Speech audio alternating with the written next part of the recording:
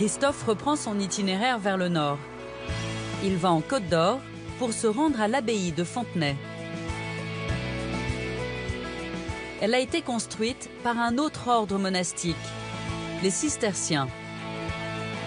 Un ordre qui choisissait de s'installer dans des endroits très reculés. Alors, ce qui est passionnant, c'est qu'on commence à comprendre l'histoire du monastère en y allant par la route. En l'occurrence pour Fontenay, il faut aller chercher cette abbaye, il faut aller la trouver au fond d'une vallée, sur des routes qui sont assez étroites. C'est un paysage très, très dense de forêts hostiles qui ne sont pas aménagées au XIIe siècle. Et ce sont les moines cisterciens de Fontenay qui vont défricher, qui vont assainir, qui vont aménager et qui vont faire de cet endroit un endroit habitable.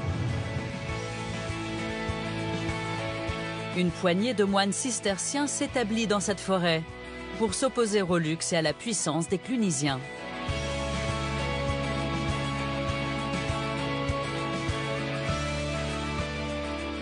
Ils mettent plus de 30 ans à construire ces bâtiments. L'abbaye de Fontenay est l'un des plus anciens monastères cisterciens d'Europe. Ce qui saute aux yeux, c'est la sobriété et la modestie des bâtiments. À Cluny, on a des églises qui sont très grandes, très hautes, alors qu'ici, à Fontenay, nous n'avons pas de tour, simplement un petit clocher en peigne au-dessus du réfectoire, puisque ça n'a pas d'utilité autre que pour la communauté. On n'a personne à appeler en dehors du monastère, et il y a une volonté de la part des cisterciens de ne pas avoir de clocher, de ne pas avoir de signes ostentatoires. Il faut que les constructions soient le plus modestes possible.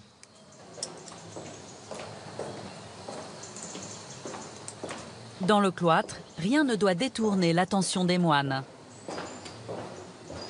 Ces colonnes sont très pures, il n'y a pas de sculpture comme on peut en trouver à Cluny, mais simplement des motifs extrêmement simples comme ceci, qui représentent des fleurs de sistelle, qui sont des plantes que l'on trouve dans des endroits marécageux. Et c'est ce qui a donné le nom à Cîteaux, l'abbaye chef d'ordre des cisterciens. Et c'est en quelque sorte extrêmement amusant de retrouver comme un emblème dans les monastères cisterciens cette feuille qui est le seul motif que se permettent les moines sur leur chapiteau dans le cloître. À côté du cloître se trouve l'église, qui se distingue par son extrême dépouillement.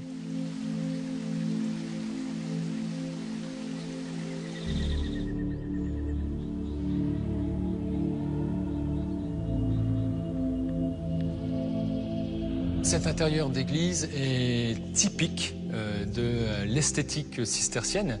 C'est une église épurée, sa seule ornementation naturelle, c'est ces jeux d'ombre et de lumière que l'on retrouve tout au long de l'année en fonction des saisons. Les moines cisterciens veulent montrer qu'il y a d'autres voies possibles que celles empruntées par les moines clunisiens. Le but étant de montrer que sans ornementation, sans bâtiment grandiose, on peut être hors du monde et plus proche de Dieu. Les moines cisterciens prient, mais travaillent aussi de leurs mains. Alors, les moines cisterciens, comme ils s'installent dans des milieux hostiles, ils doivent être encore plus ingénieux pour faire venir l'eau, pour l'évacuer, pour en extraire les ressources naturelles. Et ils vont donc produire des ouvrages d'art et ils en font des outils de production. Cette roue à aube utilise la force hydraulique pour actionner le marteau à l'intérieur et pour produire, à partir de minerais de fer, des outils et d'autres éléments en fer. La forge est surdimensionnée par rapport à leurs besoins. Les moines engagent du personnel et se mettent à fabriquer de façon industrielle. Les cisterciens, contrairement à ce qu'ils disent lorsqu'ils s'implantent, ils ne vont pas faire que travailler pour eux et prier. Ils vont produire des biens de consommation qu'ils vont vendre partout en Europe. Cela à partir du minerai de fer, mais également à partir du bois ou d'autres ressources naturelles. Ils vont s'enrichir et donc ils vont faire comme les autres, les clunisiens, qu'ils critiquent. Ils seront tout simplement des gens dans le monde.